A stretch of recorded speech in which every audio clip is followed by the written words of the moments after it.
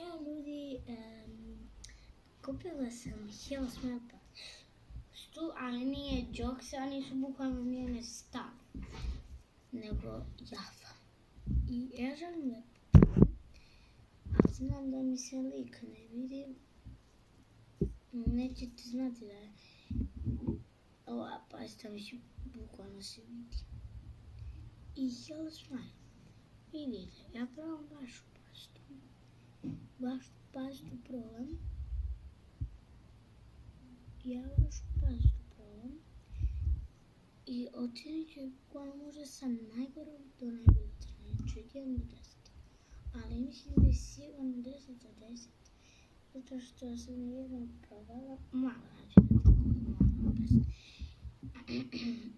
Mislim, ne želim je obavljati, ali nije bilo spravo.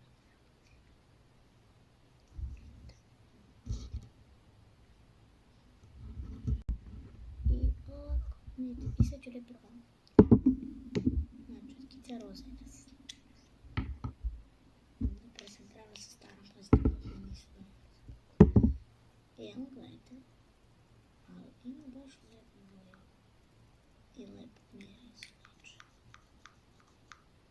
Neće li izaći?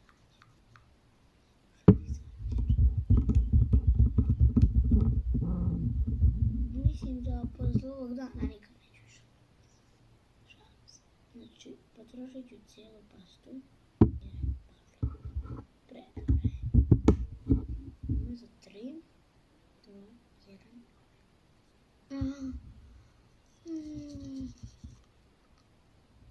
Žeše, bukvalno.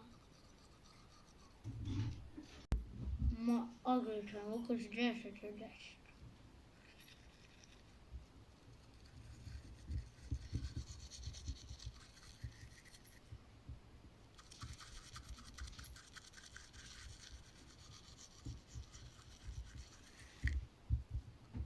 Mm.